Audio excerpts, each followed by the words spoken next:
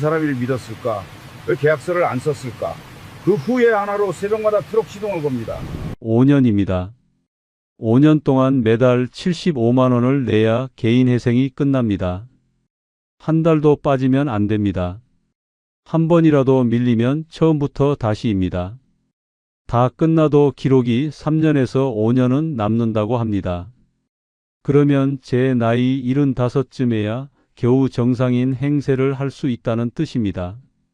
신용카드 한 장 못 만드는 68, 중고차 한 대 할부로 못 사는 가장, 사춘기 딸에게 방 하나 못 내주는 아버지, 명절에 어머니한테 용돈 한 봉투 못 드리는 아들, 오히려 구순 가까운 어머니한테 손을 벌리는 처지가 됐습니다. 그런데도 저는 오늘 새벽에 또 트럭 시동을 걸었습니다. 파주 벌판에 세워둔 5톤 카고 트럭, 에어 브레이크에 공기가 차오르는 소리가 씩씩 들려옵니다. 그 소리가 제 한숨 같습니다. 포기하면 끝이니까. 제가 무너지면 7 식구가 같이 무너지니까. 계약서 한 장이 없어서 시작된 지옥. 사람을 믿었다가 전 재산을 날린 이야기. 지금부터 해드리겠습니다. 저는 올해 68입니다. 경기도 파주. 임진강 쪽에서 바람이 불면 겨울에는 뼈가 시립니다. 여름에는 습기가 올라와서 빨래가 마르질 않습니다. 사계절 내내 바람이 거친 동네.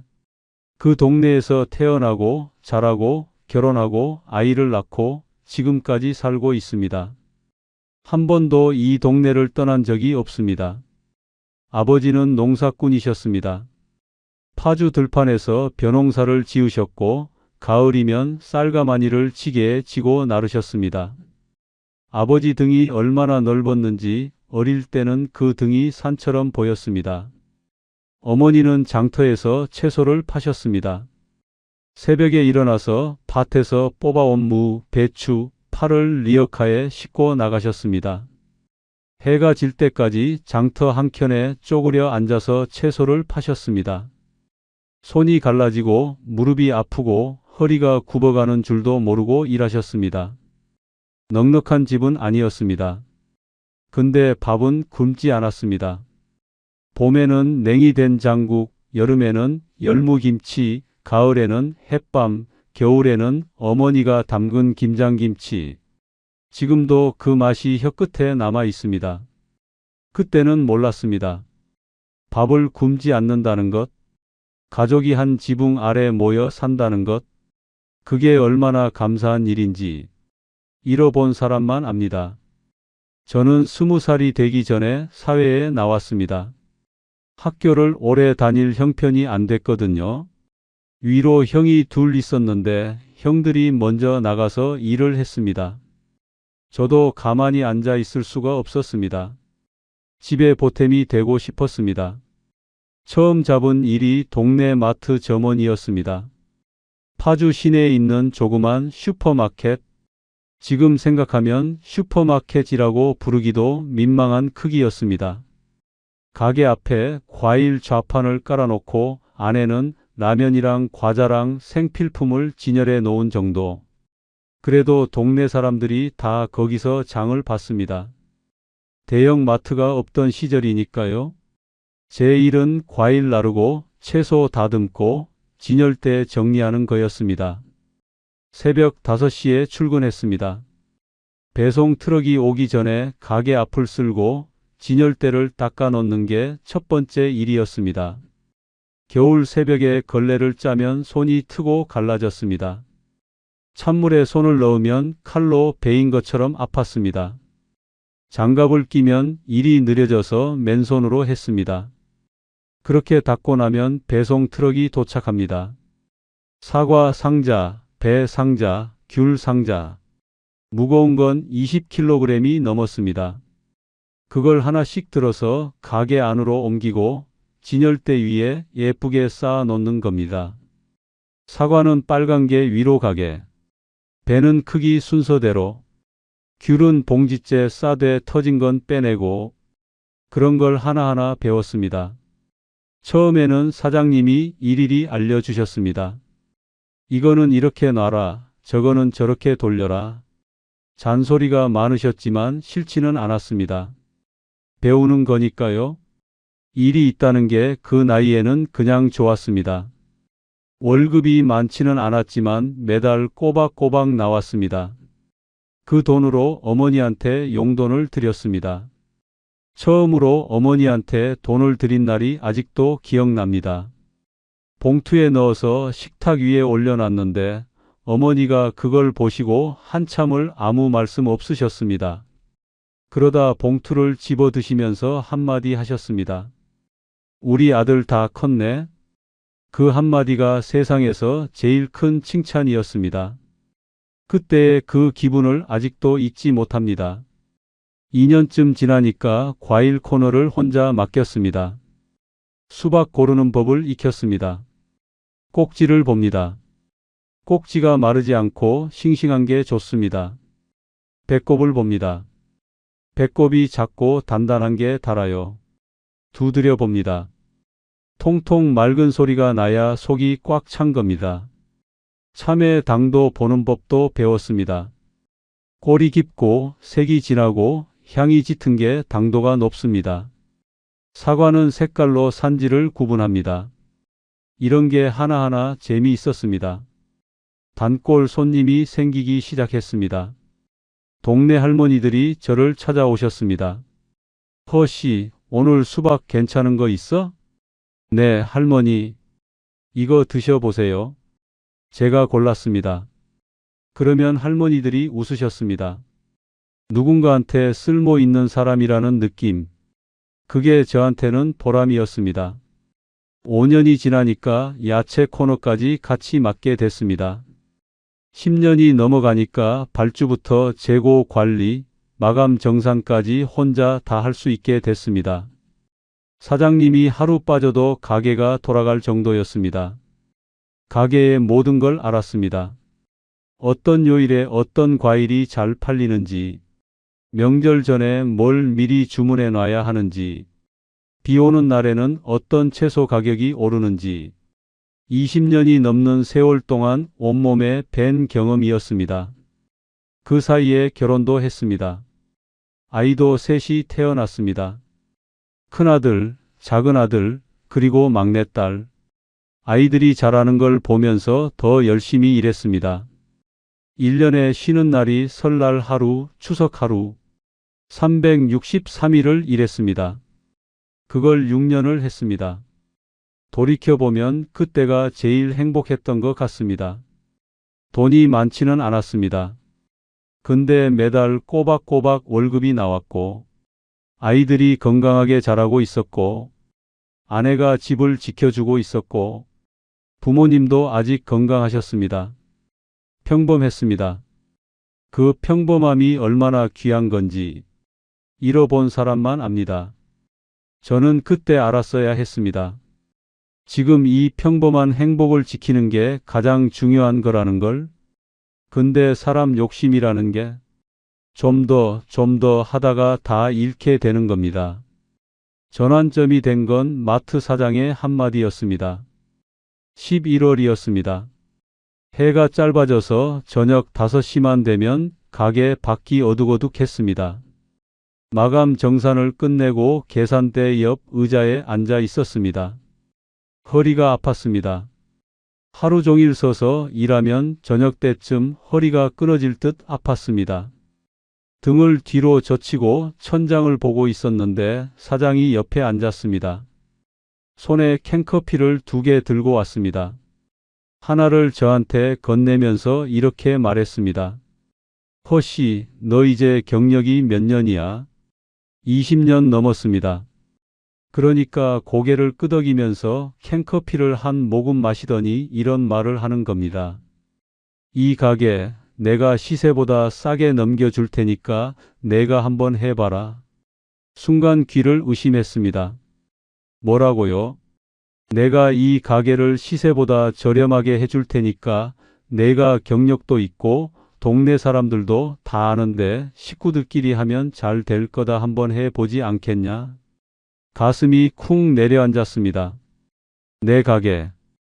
그 세 글자가 귓속에서 맴돌았습니다. 캔커피를 잡고 있던 손이 떨렸습니다. 20년 넘게 남의 밑에서 일만 했던 사람한테 내 가게라는 말은 그게 마치 다른 세상의 언어 같았습니다. 언제까지 남 밑에서 월급쟁이로 살 수는 없다. 그 생각은 가슴 한구석에 늘 있었습니다. 근데 용기가 없었습니다. 돈도 없었고 자신도 없었습니다. 그런데 사장이 먼저 제안을 하는 겁니다. 시세보다 싸게 내 경력을 인정해줘서. 그 말에 마음이 확 기울었습니다. 솔직히 의심이 안 된 건 아닙니다. 왜 갑자기 이런 제안을 하지? 가게가 안 되니까 넘기려는 건 아닌가? 뭔가 문제가 있는 건 아닌가? 그런 생각이 스쳤습니다. 근데 금방 사라졌습니다. 이 사람 밑에서 20년을 일했으니까요. 매일 얼굴을 맞대고 새벽에 같이 배송을 받고 명절에도 같이 야근하고 장마철에 비새는 지붕같이 고치고 남보다 더 가까운 사이라고 생각했습니다. 아니, 가족 같은 사이라고 믿었습니다. 그 믿음이 제 발목을 잡을 줄은 꿈에도 몰랐습니다. 그날 밤 집에 가서 아내한테 이야기했습니다. 저녁 밥상 앞에 마주 앉았습니다. 된장찌개에서 김이 올라오고 있었습니다. 사장님이 가게를 넘겨주신다고 한다. 시세보다 싸게 해주신다고 한다. 우리가 한번 해보면 어떻겠냐? 아내가 숟가락을 내려놓았습니다. 얼굴이 굳었습니다. 우리가 무슨 돈이 있어서 가게를 사요? 맞는 말이었습니다. 지금 당장 목돈이 있는 것도 아니고 아이들 키우느라 모아놓은 돈도 많지 않고 근데 저는 이미 마음이 기울어져 있었습니다. 인수금 전체를 한꺼번에 내는 게 아니라 절반만 먼저 내면 된다고 했습니다. 나머지는 매출에서 갚아 나가면 된다고 했습니다. 조건이 파격적이었습니다. 아니, 파격적이라고 느꼈습니다. 지금 생각하면 그게 파격적인 게 아니라 이상한 거였습니다. 왜 그렇게까지 좋은 조건을 내걸었을까? 정상적인 거래라면 계약서를 쓰고 변호사를 세우고 서류를 갖추는 게 맞습니다. 근데 저는 그런 생각을 안 했습니다. 이 기회를 놓치면 평생 남의 밑에서만 일하다 끝나겠구나. 그 조급함이 이성을 가렸습니다. 대출을 알아봤습니다. 은행에 가서 상담을 받았습니다. 끌어모을 수 있는 건 다 끌어모았습니다. 퇴직금으로 쌓아둔 돈이 있었습니다. 20년 넘게 일하면서 조금씩 모아놓은 겁니다. 적금도 깼습니다. 아이들 교육비로 넣어놓은 적금이었는데 그것까지 손을 댔습니다. 거기에 대출까지 보탰습니다. 신용대출, 마이너스 통장, 빌릴 수 있는 건 다 빌렸습니다. 그렇게 해서 인수금 절반을 만들었습니다. 그 돈을 사장한테 건넸습니다. 현금이 아니라 계좌 이체였습니다. 핸드폰 화면에 이체 완료가 떴을 때 손이 떨렸습니다. 두근거림이 아니었습니다. 두려움이었습니다. 근데 그 두려움을 기대감으로 덮어버렸습니다. 여기서 제 인생 최대의 실수가 나옵니다. 계약서를 안 썼습니다. 아니, 정확히 말하면 필요 없다고 생각했습니다. 사장한테 한번 이야기를 꺼낸 적은 있습니다. 혹시 서류 같은 거 해놔야 되지 않겠습니까? 그러니까 사장이 손사래를 치면서 이렇게 말하는 겁니다. 아이, 우리 사이에 무슨 서류야? 그냥 믿고 하면 되지. 20년을 같이 일한 사람인데 뭘 그렇게까지 하냐? 서로 믿는 사이인데 종이 한 장이 뭐가 중요하냐? 그 말이 맞는 것 같았습니다. 아니, 그 말이 맞다고 믿고 싶었습니다. 계약서를 쓰자고 하면 사이가 틀어질까봐 무서웠던 겁니다. 상대방이 기분 나빠할까봐. 지금까지 쌓아온 관계가 깨질까봐. 그래서 입을 다물었습니다. 사장은 돈을 받으면서 이렇게 말했습니다. 일단 과일 코너는 내가 운영해라. 수익은 내가 가져가고 매출 보면서 나머지 코너도 차근차근 넘겨줄게. 좋습니다. 그렇게 합시다. 악수를 했습니다. 종이 한 장 없이, 도장 하나 없이, 증인도 없이 그냥 둘이서 손을 잡은 것 뿐이었습니다. 가게 안 형광등 불빛 아래서, 저녁 마감 끝난 텅 빈 가게에서 사장의 손은 따뜻했습니다. 힘있게 잡아주었습니다. 그 악수를 의심하지 않았습니다. 지금 생각하면 그 악수가 제 인생을 무너뜨린 순간이었습니다. 돌이킬 수 없는 순간이었습니다. 과일 코너를 맡은 날부터 저는 완전히 달라졌습니다. 새벽 4시에 집을 나섰습니다. 파주의 새벽은 고요합니다. 가로등 불빛만 희미하게 도로를 비추고 골목마다 안개가 깔려 있습니다. 자전거를 타고 가게까지 15분. 페달을 밟을 때마다 입에서 하얀 입김이 나왔습니다.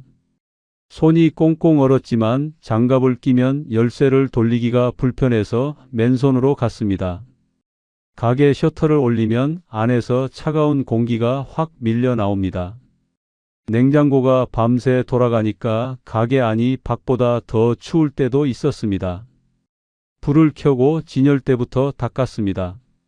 마른 걸레로 한 번, 물걸레로 한 번, 다시 마른 걸레로 한 번. 3번을 닦아야 먼지가 다 없어집니다. 가격표를 새로 붙였습니다.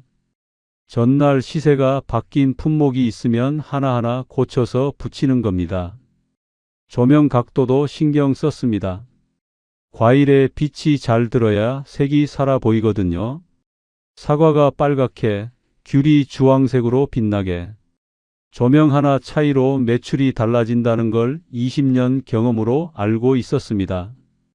내 가게니까, 내 것이 될 거니까. 그 생각 하나로 온 힘을 다했습니다. 배송 트럭이 도착하면 제일 먼저 나가서 물건을 받았습니다. 상자를 하나하나 열어서 상태를 확인했습니다. 멍든 사과가 있으면 빼내고 무른 귤이 있으면 따로 분류하고 좋은 것만 골라서 진열대에 올렸습니다. 정성이었습니다. 남의 가게에서 일할 때도 열심히 했지만 내 가게라고 생각하니까 차원이 달랐습니다.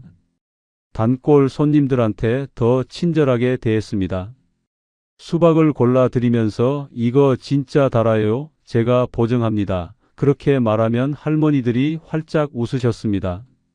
한 할머니는 허 씨가 골라주는 과일은 한 번도 실패한 적이 없다고 하셨습니다.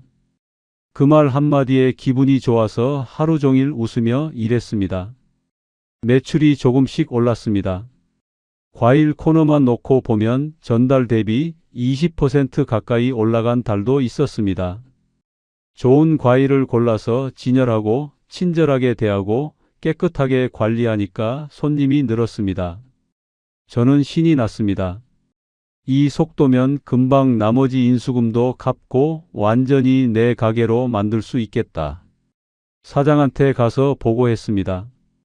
이번 달 과일 코너 매출이 이만큼 올랐습니다. 사장이 고개를 끄덕이면서 잘하고 있네. 그렇게 말했습니다. 그 한마디에 힘을 받아서 더 열심히 했습니다. 문제는 몸이었습니다. 새벽 4시 출근, 밤 11시 퇴근. 하루에 19시간을 가게에 있었습니다. 점심은 김밥 한 줄로 때웠습니다. 가게 뒤편 창고에 쪼그려 앉아서 5분 만에 먹었습니다.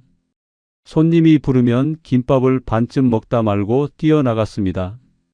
저녁은 라면 한 그릇이었습니다. 마감 정산 끝나고 가스레인지에 물 올려서 끓여 먹었습니다. 그게 하루의 마지막 식사였습니다. 하루도 안 빠지고 나갔습니다.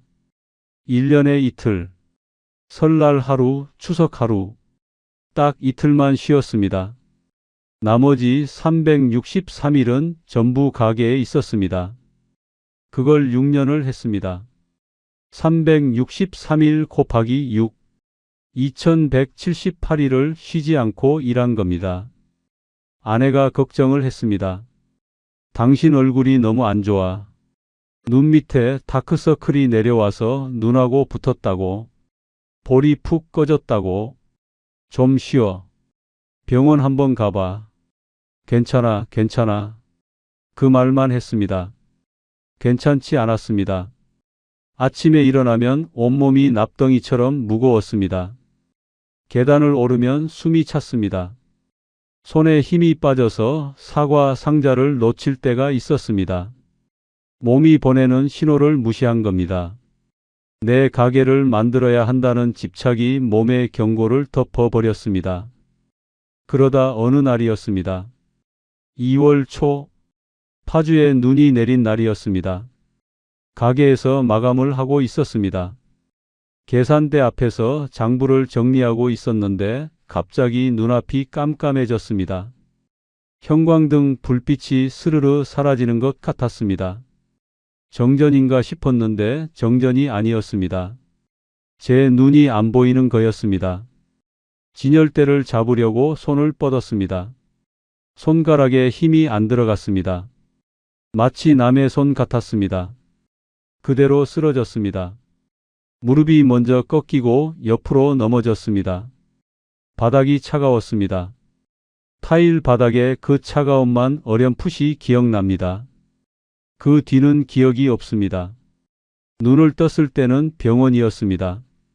천장에 형광등이 있었습니다. 하얀 불빛이 눈을 찔렀습니다. 고개를 돌리니 왼팔에 링거가 꽂혀 있었습니다. 테이프로 고정해 놓은 바늘이 살을 누르고 있었습니다. 옆에 아내가 앉아 있었습니다. 의자를 바짝 당겨서 침대 옆에 앉아 있었는데 고개를 숙이고 있었습니다. 울고 있었습니다.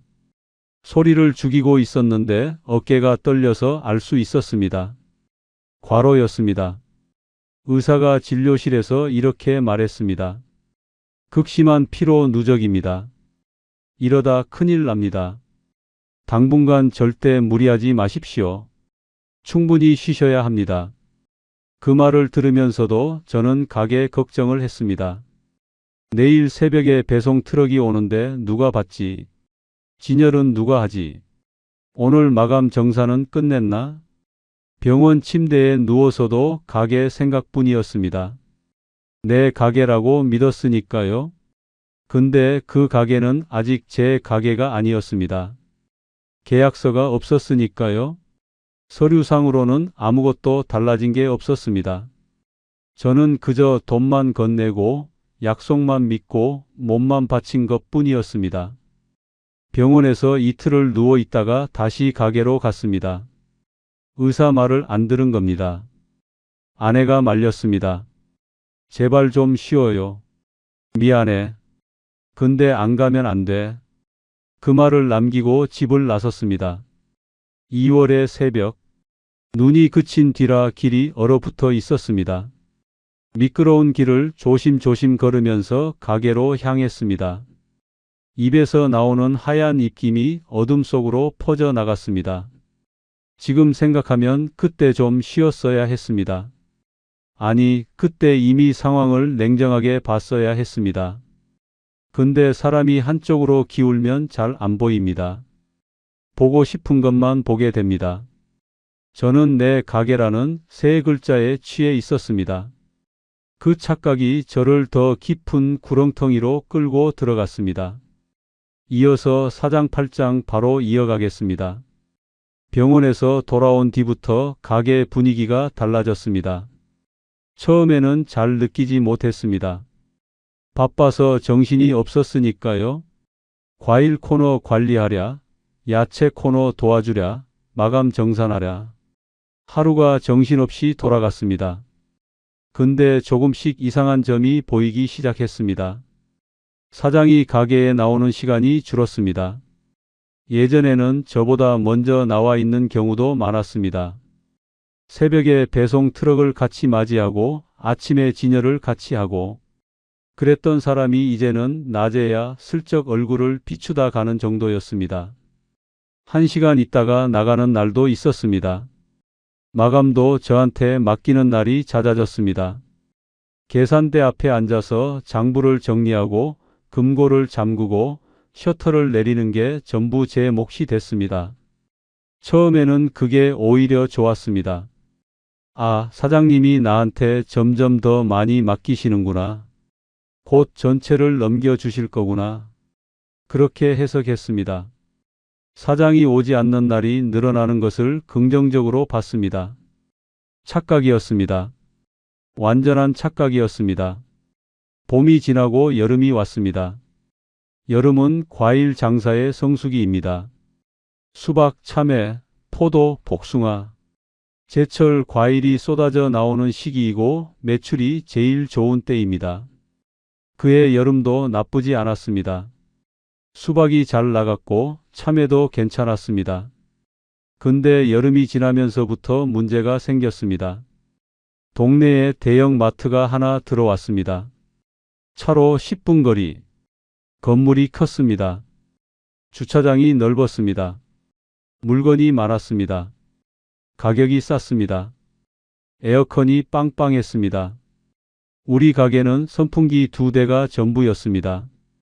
비교가 안 됐습니다. 동네 사람들이 하나둘 그쪽으로 빠지기 시작했습니다. 처음에는 젊은 사람들부터 빠졌습니다. 차 타고 대형 마트 가서 한꺼번에 장을 보는 게 편하니까요. 그 다음에는 아줌마들이 빠졌습니다. 그리고 나중에는 단골 할머니들도 줄었습니다. 과일 코너 매출이 눈에 띄게 꺾였습니다. 9월, 10월, 11월. 석 달 연속으로 떨어졌습니다. 떨어지는 속도가 빨랐습니다. 한 달에 10%, 15%씩 줄었습니다. 저는 더 열심히 했습니다. 가격을 낮췄습니다. 마진을 줄여서라도 손님을 잡아야 한다고 생각했습니다. 시식 코너를 만들었습니다. 사과를 얇게 잘라서 이쑤시개에 꽂아놓고 맛보세요, 한마디 드세요 하면서 지나가는 사람마다 붙잡았습니다. 전단지도 돌렸습니다. 가게 이름이랑 특가 품목을 적어서 동네 우편함에 하나하나 넣었습니다. 손가락이 종이에 베어서 피가 났는데 그것도 모르고 돌렸습니다. 근데 대형 마트를 이길 수가 없었습니다. 규모가 다르니까요. 자본이 다르니까요. 우리가 1,000원에 파는 사과를 그쪽에서는 800원에 팔 수 있었습니다. 물량이 다르니까 원가가 다른 겁니다. 동네 슈퍼가 대형 마트를 이기는 건 불가능했습니다. 그때 인정했어야 합니다. 상황이 달라졌다는 걸. 근데 인정하기가 싫었습니다. 이미 돈을 넣었으니까. 퇴직금을 쏟아 부었으니까. 여기서 물러서면 그 돈을 다 날리는 거니까. 발이 묶여버린 겁니다. 빠져나올 수가 없었습니다. 그 와중에 사장한테 이야기를 꺼냈습니다. 마감을 끝내고 둘이 마주 앉은 자리였습니다. 사장님, 약속하셨던 그 나머지 코너 인수권은 어떻게 되는 겁니까? 매출도 올라가고 있었고 제가 충분히 증명했다고 생각합니다. 사장이 고개를 살짝 돌렸습니다. 제 눈을 안 봤습니다. 지금 매출이 이런데 그건 좀 나중에 이야기하자. 나중에? 그 말이 처음이었습니다. 한 달 뒤에 또 물었습니다. 사장님, 그 건은요? 좀 더 지켜보자. 2달 뒤에 또 물었습니다. 사장님, 저 계속 기다리고 있는데요. 아, 그거. 지금 경기가 이런데 좀 기다려. 3달, 4달. 같은 대답이 반복됐습니다. 차일피일 미루는 겁니다. 말이 달라지고 있었습니다. 처음에는 내가 해봐라 잘 될 거다 했던 사람이 이제는 경기가 안 좋다 좀 기다려라로 바뀌었습니다. 어느 순간 깨달았습니다. 이 사람이 약속을 지킬 생각이 없구나. 처음부터 없었던 건 아닐까? 혹시 그냥 내 노동력을 싸게 쓰려고 한 건 아닐까? 인수금 절반을 받아놓고 나한테 가게를 맡겨서 편하게 수익만 챙기려고. 그 생각이 들자 온몸에 소름이 돋았습니다. 뒤통수를 맞은 기분이었습니다. 20년을 같이 일한 사이입니다. 새벽 배송을 같이 받고 빚에는 지붕을 같이 고치고 명절에도 같이 야근하고 가족처럼 지냈던 사이입니다. 그 사람이 약속을 저버린 겁니다. 돈을 돌려달라고 했습니다. 인수를 안 해주실 거면 내가 낸 돈이라도 돌려달라고 제가 할 수 있는 마지막 말이었습니다. 사장이 뭐라고 했는지 아십니까? 무슨 돈? 그 말을 들었을 때 세상이 멈춘 것 같았습니다. 인수금이라고 건넨 돈을 모른다고 하는 겁니다. 내가 준 건 그냥 빌려준 돈 아니었냐고. 아니, 그게 무슨 말입니까? 인수금이라고 해서 드린 겁니다. 증거가 있냐? 그 한마디에 모든 게 무너졌습니다. 증거가 없었습니다. 계약서가 없으니까, 영수증도 없으니까, 녹음도 없으니까, 계좌이체 내역은 있었지만 그건 그냥 빌려준 돈이라고 우길 수도 있는 거였습니다. 용도가 기재돼 있지 않으니까, 인수금이라고 쓴 문서가 없으니까 다리에서 힘이 빠졌습니다. 가게 뒷문으로 나왔습니다. 뒷골목 시멘트 계단에 주저앉았습니다. 바닥이 차가웠습니다. 11월이었습니다. 파주의 늦가을 바람이 목덜미를 파고들었습니다. 코끝이 빨개졌습니다. 숨을 쉴 때마다 가슴이 쓰렸습니다. 찬 공기가 폐를 찌르는 것 같았습니다. 주저앉은 채로 하늘을 올려다봤습니다. 회색 구름이 낮게 깔려 있었습니다. 해가 보이지 않았습니다. 그 구름이 제 인생 같다고 생각했습니다. 낮고 무겁고 어디로 가는지 모르겠는, 끝이 안 보이는, 눈물이 나오지는 않았습니다. 너무 망연해서 울 수도 없었습니다. 한참을 그렇게 앉아 있었습니다. 바지 뒷주머니에 있던 핸드폰이 울렸습니다. 아내였습니다. 오늘 몇 시에 와요? 여보, 나 좀 늦을 것 같아. 전화를 끊고 또 하늘을 봤습니다. 구름 사이로 별 하나가 보이지 않았습니다. 그냥 회색뿐이었습니다. 돈을 돌려받을 수 없다는 걸 확인한 날부터 모든 게 한꺼번에 무너졌습니다. 마치 둑이 터진 것 같았습니다. 물이 한꺼번에 밀려오듯이 문제가 쏟아졌습니다. 대출 이자가 밀리기 시작했습니다. 인수금을 만들려고 끌어다 쓴 대출. 그 이자를 매달 내고 있었는데 마트에서 손을 떼면서 수입이 끊겼습니다. 한 달, 두 달. 은행에서 전화가 왔습니다. 허씨, 이번 달 이자가 안 들어왔는데요. 죄송합니다. 조금만 기다려 주십시오. 그 말을 몇 번이나 했는지 모릅니다. 처음에는 사정을 봐줬습니다. 한 달 유예, 두 달 유예. 근데 석 달이 지나자 은행 태도가 달라졌습니다. 독촉이 시작됐습니다. 전화가 하루에 서너 번 왔습니다. 모르는 번호가 뜨면 가슴이 철렁했습니다. 받으면 빚 이야기, 안 받으면 또 울리고, 핸드폰 벨소리가 공포였습니다. 카드값도 밀렸습니다. 생활비로 쓰던 카드 결제일이 돌아오는데 통장에 돈이 없었습니다. 미납, 연체, 그 단어가 핸드폰 문자에 찍히기 시작했습니다. 공과금도 밀렸습니다. 전기세, 수도세, 가스비, 독촉장이 날아왔습니다. 납부 기한 초과, 빨간 글씨로 찍혀 있었습니다. 아이들 학교 납부금도 밀렸습니다. 선생님한테서 전화가 왔다고 아내가 조용히 말했습니다. 그때 아내 목소리가 잊히지 않습니다. 감정을 누르고 있는 게 느껴졌습니다. 화가 나면서도 슬프면서도 무서우면서도 그 모든 감정을 꾹 누르고 담담하게 말하는 거였습니다. 여보, 학교에서 전화 왔어.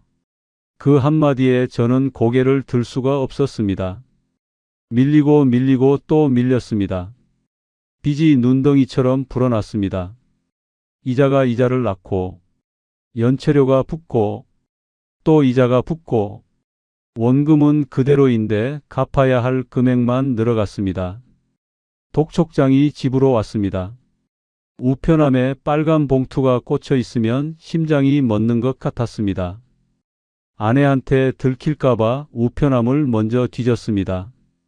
매일 아침 현관문을 열기 전에 먼저 밖으로 나가서 우편함을 확인했습니다. 빨간 봉투가 있으면 재빨리 주머니에 넣었습니다. 화장실에 들어가서 열어봤습니다. 변기 뚜껑에 앉아서 독촉장을 읽었습니다. 손이 떨렸습니다. 금액이 적혀 있었습니다. 숫자가 너무 커서 현실감이 없었습니다.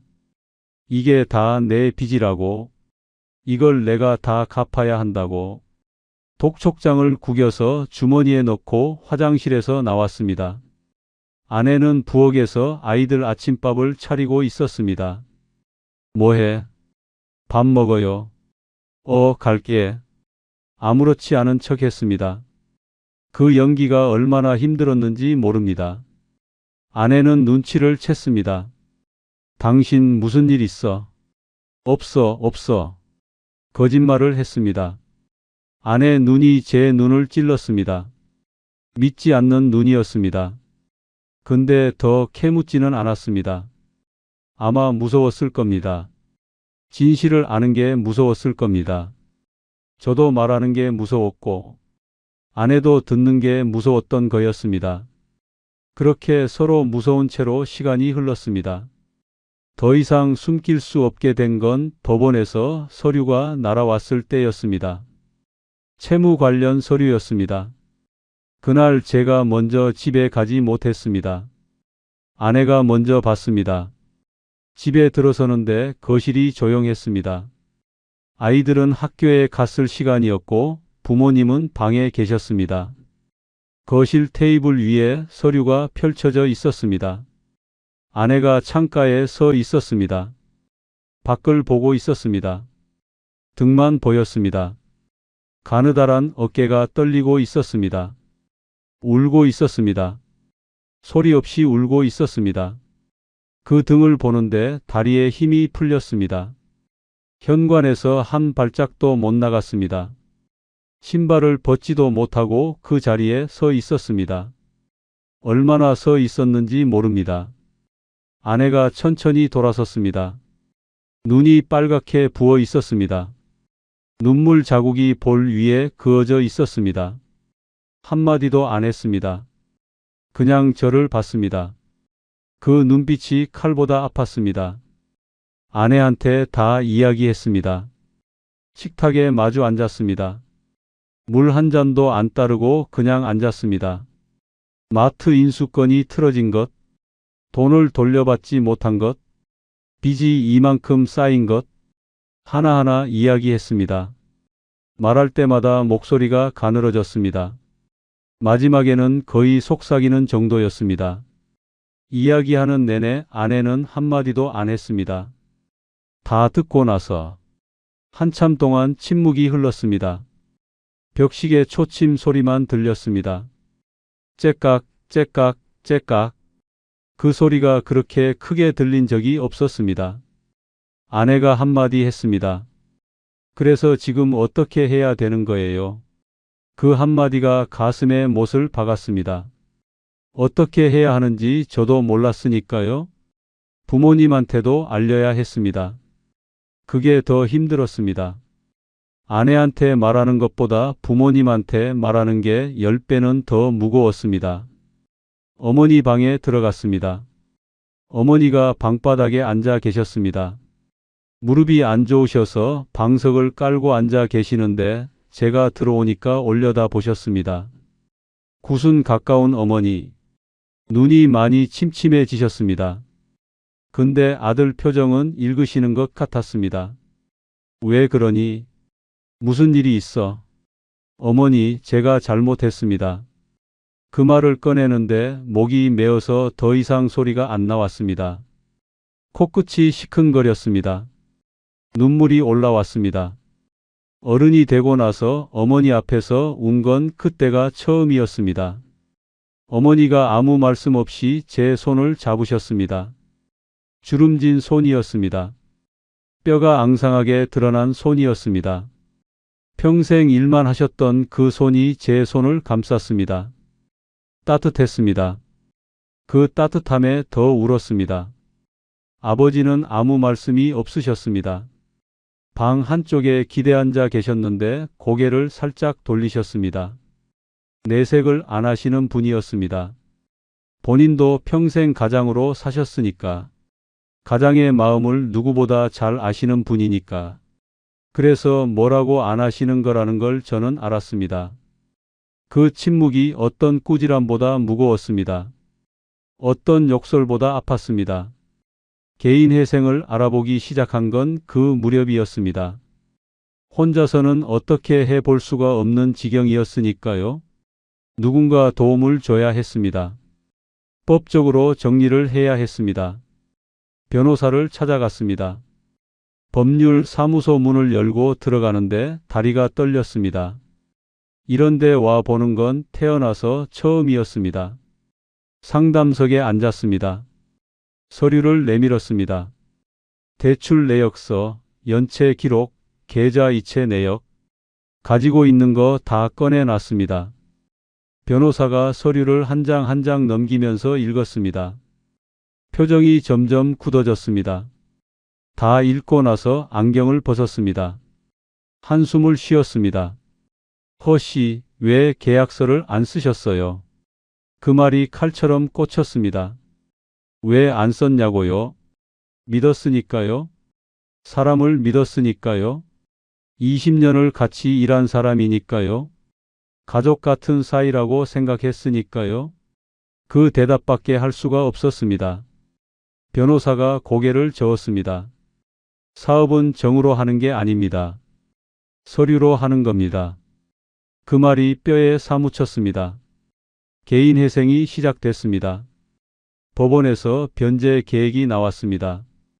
5년, 60개월, 매달 60에서 75만 원. 이걸 꼬박꼬박 내야 합니다. 한 번이라도 밀리면 안 됩니다. 밀리면 회생 절차가 취소될 수 있습니다. 그러면 다시 원점입니다. 빚쟁이로 돌아가는 겁니다. 그러려면 일을 해야 했습니다. 당장 돈을 벌 수 있는 일을 해야 했습니다. 근데 뭘 할 수 있겠습니까? 마트 경력밖에 없는 68 먹은 사내를 어디서 써 주겠습니까? 마트에 다시 들어가자니 전 사장 얼굴이 떠올라서 못하겠고, 다른 가게에 가자니 이 나이에 새로 배우기가 막막하고, 이력서를 내밀 때도 마땅치 않았습니다. 몇 군데 넣어봤습니다. 답이 없었습니다. 나이. 그 한 글자가 벽이었습니다. 그때 알게 된 게 화물 운송이었습니다. 아는 사람 소개로 운송회사 대표님을 만났습니다. 파주 외곽에 있는 작은 물류회사였습니다. 사무실이라기보다는 컨테이너 박스에 책상을 넣어 놓은 정도였습니다. 대표님이 나이가 저보다 좀 적었습니다. 50대 중반쯤 되어 보이는 분이었습니다. 상황을 들으셨습니다. 제가 어떻게 해서 여기까지 왔는지, 개인 회생 중이라는 것까지 다 말씀드렸습니다. 숨기지 않았습니다. 이 나이에 거짓말해봐야 나중에 더 큰 문제가 되니까요. 대표님이 다 듣고 나서 커피를 한 모금 마시더니 이렇게 말씀하셨습니다. 우리 회사에 5톤 카고 트럭 자리가 하나 있는데 해보시겠습니까? 해보겠습니다. 망설일 여유가 없었습니다. 대표님이 개인 회생 관련해서도 도움을 좀 주셨습니다. 서류 정리라든지 법원에 제출할 자료라든지 본인이 직접 해주신 건 아니지만 방법을 알려주셨습니다. 어디 가서 뭘 해야 하는지. 그게 제한테는 큰 도움이었습니다. 세상에 이런 분도 있구나 싶었습니다. 사람한테 당하고 나서 사람한테 도움을 받는, 참 아이러니했습니다. 5톤 카고 트럭. 그전까지 저는 승용차만 몰았던 사람입니다. 그것도 자주 모는 게 아니라 가끔 몰았습니다. 트럭은 완전히 다른 세계였습니다. 처음 트럭에 올라탔을 때의 느낌을 잊을 수가 없습니다.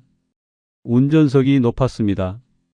승용차보다 한참 높은 위치에서 도로를 내려다보는 느낌이었습니다.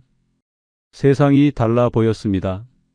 시동을 걸면 에어 브레이크에 공기가 차오르는 소리가 납니다. 쉭, 쉭, 쉭. 처음 그 소리를 들었을 때 깜짝 놀랐습니다. 차가 고장 난 줄 알았습니다. 그게 정상이라는 걸 나중에 알았습니다. 에어가 다 차야 브레이크가 트습니다. 그 소리가 멈출 때까지 기다려야 합니다. 공기가 안 차면 브레이크가 안 듣거든요.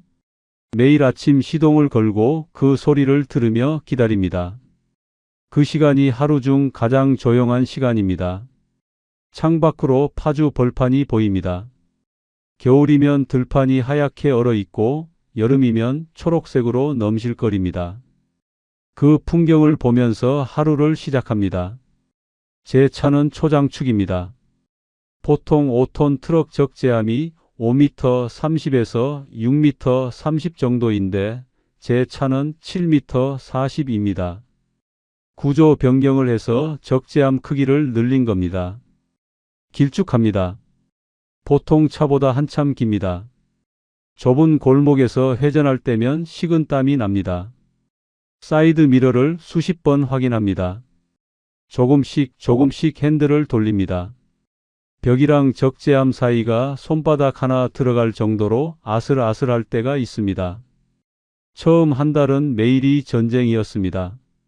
주차도 전쟁이었고 회전도 전쟁이었고 후진은 더 전쟁이었습니다.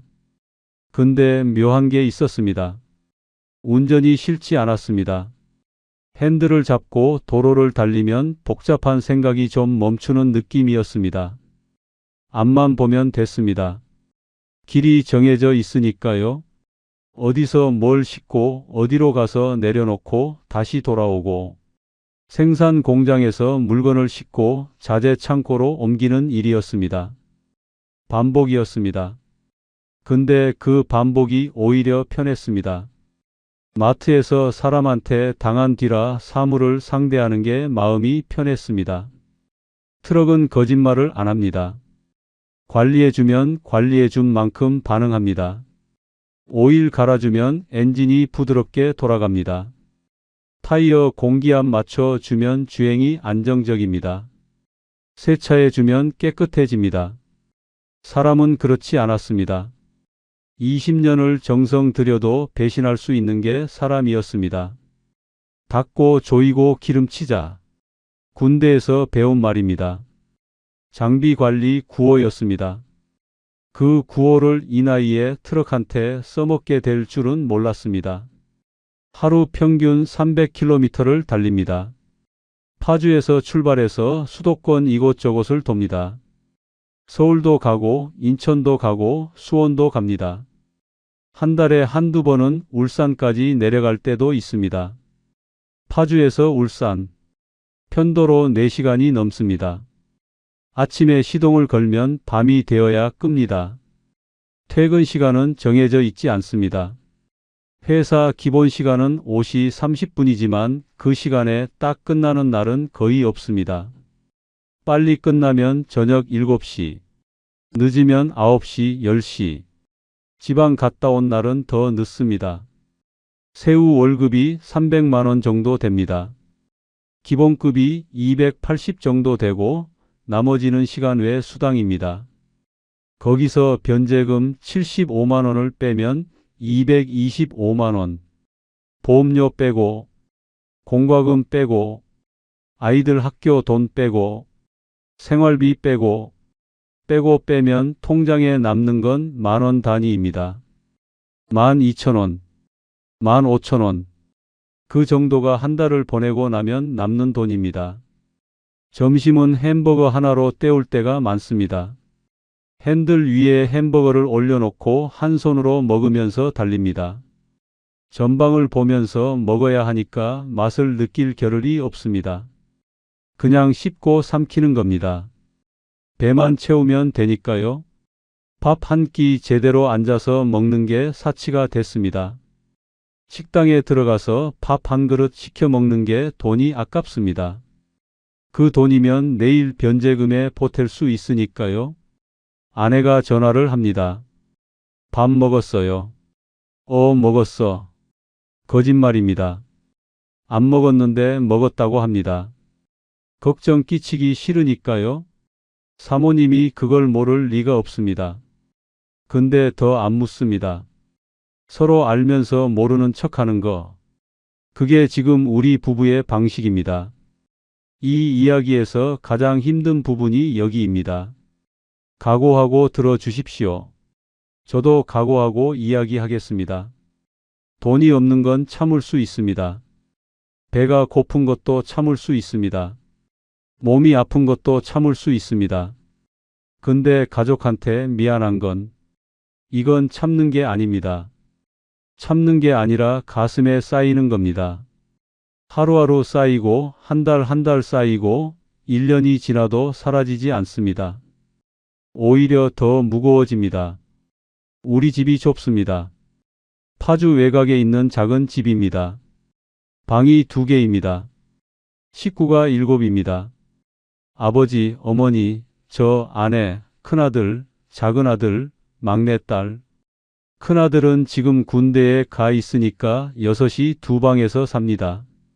작은아들이 20살입니다.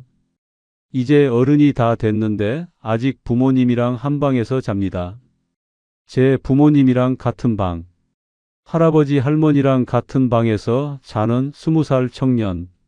자기 방이 없습니다. 자기만의 공간이 없습니다. 친구를 데려올 수도 없습니다. 집에 오면 눈치를 봐야 합니다. 텔레비전 소리를 줄여야 하고, 전화를 작은 소리로 해야 하고, 그 불편함을 아무 말 없이 견디고 있습니다. 중학교 2학년인 막내딸, 14살, 한참 사춘기입니다. 자기 방이 갖고 싶을 나이입니다. 친구들은 다 자기 방이 있는데 자기만 없습니다. 벽에 좋아하는 가수 포스터도 붙이고 싶을 거고, 책상에 앉아서 일기도 쓰고 싶을 거고, 문을 닫고 혼자 있고 싶을 때도 있을 겁니다. 그 아이가 할머니랑 같은 방에서 잡니다. 이불을 나란히 깔고 잡니다. 할머니가 새벽에 화장실을 자주 가시니까 그때마다 잠이 깹니다. 아이가 그걸 불평한 적이 단 한 번도 없습니다. 그게 더 마음이 아픕니다. 불평이라도 하면 좀 나을 텐데. 아빠, 나 방 좀 만들어줘 하고 때라도 쓰면 좀 나을 텐데. 아무 말 안 합니다. 알고 있는 겁니다. 아버지 형편을 알고 있는 겁니다. 14살짜리가 아버지 형편을 눈치채고 참고 있는 겁니다. 그걸 생각하면 가슴이 찢어집니다. 큰아들이 군대 가기 전에 한마디 했습니다. 아버지, 걱정하지 마세요. 저 다녀와서 돈 벌게요. 제가 도와드릴게요. 22살짜리 아들이 아버지한테 그 말을 하는 겁니다. 한창 놀고 싶고 한참 자기 인생을 즐겨야 할 나이에 아버지 걱정을 하고 있었습니다. 그 말을 듣는데 고개를 들 수가 없었습니다. 내가 아버지인데, 내가 먹여 살려야 하는 사람인데, 내가 든든한 울타리가 되어야 하는데, 아들이 나를 위로하고 있었습니다. 부모님한테는 더 미안합니다. 명절이 되면 다른 집 자식들은 부모님한테 용돈을 드립니다. 많든 작든 봉투에 넣어서 드리는 겁니다. 어머니 아버지 건강하세요. 그 말과 함께 봉투를 건네는 겁니다. 저는 그게 안 됩니다. 설날에도 봉투를 못 드립니다. 추석에도 봉투를 못 드립니다. 반대입니다. 오히려 부모님한테 손을 벌릴 때가 있습니다. 어머니, 이번 달 변제금이 좀 모자라서. 어머니, 아이들 학교에 내야 하는 돈이 있는데. 그 말을 꺼낼 때마다 입이 바싹 마릅니다. 혀가 입천장에 붙는 것 같습니다. 굿은 가까운 어머니가 당신 드실 거 줄여가면서 아들한테 돈을 쥐어줍니다. 반찬을 하나 줄이고, 간식을 안 사 드시고, 병원도 덜 가시면서 그렇게 아낀 돈을 아들한테 주시는 겁니다. 그 주름진 손이 제 손에 돈을 올려놓을 때 그 순간이 세상에서 제일 무겁습니다. 돈의 무게가 아닙니다. 마음의 무게입니다. 미안함의 무게입니다. 그 무게가 가슴을 짓누릅니다. 숨이 안 쉬어질 정도로. 어머니는 그래도 잔소리를 좀 하십니다. 속상하니까.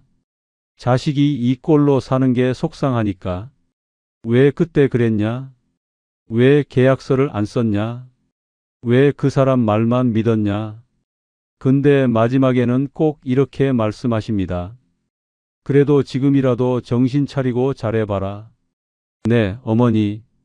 알겠습니다. 그 말밖에 할 수가 없습니다. 카카오톡으로 매일 메시지가 옵니다. 밥 먹었니? 운전 조심해라. 그 두 줄짜리 메시지. 글자가 큼직합니다. 눈이 안 좋으시니까 글자 크기를 최대로 해 놓으신 겁니다. 그 큰 글씨로 밥 먹었니라고 쓰신 메시지를 볼 때마다 눈시울이 뜨거워집니다. 핸들을 잡고 있다가도 그 메시지가 오면 잠깐 차를 세웁니다. 갓길에 차를 세우고 탑장을 합니다. 네, 어머니. 먹었습니다. 걱정 마세요. 그 답장을 치는데 손이 떨립니다. 안 먹었으면서 먹었다고 치는 게 미안해서 떨리는 겁니다. 아내도 마찬가지입니다. 불평 한마디 없습니다. 이 상황을 같이 버텨주고 있습니다. 밥 먹었냐고 전화가 오고, 오늘 몇 시에 들어오냐고 문자가 오고, 그 한마디 한마디가 저한테는 버티는 이유입니다. 주말에 다른 집 가족들이 나들이 가는 걸 봅니다. 공원에서 돗자리 깔고 앉아 있는 가족, 맛집 앞에서 줄 서 있는 가족, 아이들 손잡고 걷는 아버지. 그걸 볼 때 가슴이 쿡 찔립니다. 나도 저러고 싶다. 가까운 근교라도 식구들이랑 같이 가고 싶다. 맛있는 것도 사 먹이고 싶다.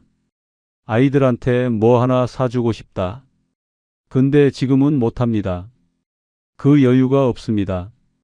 그래서 일부러 텐션을 높입니다. 우울해지면 위험합니다. 안 좋은 생각이 들 수 있으니까. 일부러 크게 웃습니다. 일부러 밝게 이야기합니다. 일부러 긍정적인 말을 합니다. 아직 젊다. 이건 인생 공부다. 다시 하면 된다. 그 말을 남한테 하는 게 아닙니다. 사실은 저한테 하는 겁니다. 매일 아침 트럭 시동을 걸면서 한 번, 핸들을 잡으면서 한 번, 잠들기 전에 한 번, 괜찮다. 잘 될 거다. 내일은 오늘보다 나을 거다. 그 말을 반복하지 않으면 하루를 견딜 수가 없습니다. 자기 암시라고 하든 정신 승리라고 하든 뭐라고 하든 상관없습니다. 지금 저한테는 그게 유일한 무기입니다. 꿈이 하나 있습니다. 거창한 게 아닙니다. 남들이 들으면 웃을 수도 있습니다. 제주도. 가족이랑 제주도에 가는 겁니다.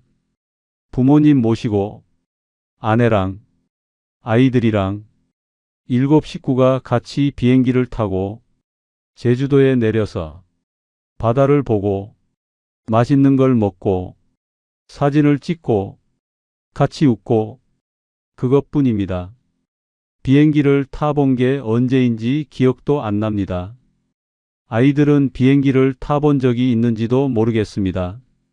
가족 여행이라는 걸 가본 적이 언제인지, 며칠 쉬면서 어디를 가본 적이 언제인지 기억이 안 납니다. 남들한테는 아무것도 아닌 일입니다. 주말에 제주도 다녀왔다는 사람이 얼마나 많습니까? 인터넷에 제주도 맛집이라고 치면 끝도 없이 나옵니다. 사진도 넘쳐납니다.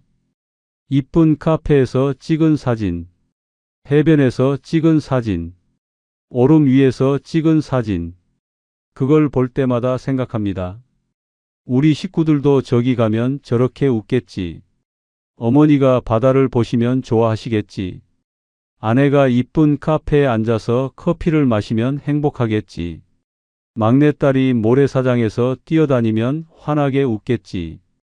근데 아직은 꿈이라고 밖에 못합니다. 변제금 5년 중에 아직 1년도 안 끝났으니까요.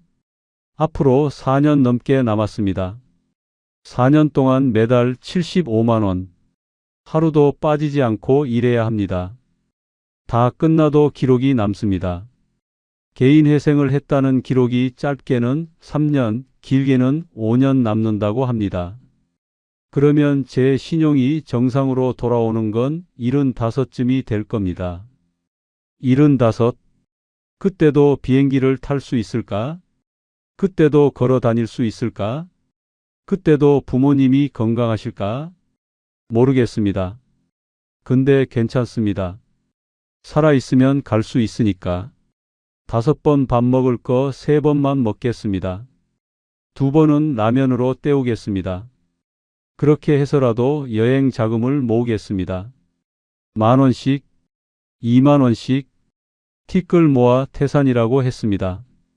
그 말을 믿겠습니다. 가족들한테 좋은 거 보여주고 싶습니다. 좋은 거 먹이고 싶습니다. 사진 한 장 찍으면서 우리 가족 다 같이 웃는 모습을 보고 싶습니다. 어머니가 바다를 보시면서 아이고 바다 좋다 하시는 그 목소리를 듣고 싶습니다.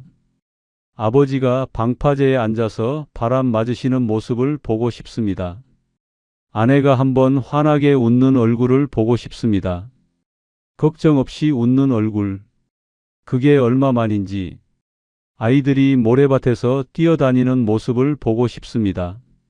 막내딸이 아빠 이리 와봐 여기 좋다 하면서 소리치는 걸 듣고 싶습니다. 그 하루를 위해서 5년을 버티겠습니다. 그게 지금 제가 핸들을 잡는 이유입니다. 새벽에 눈을 뜨는 이유입니다.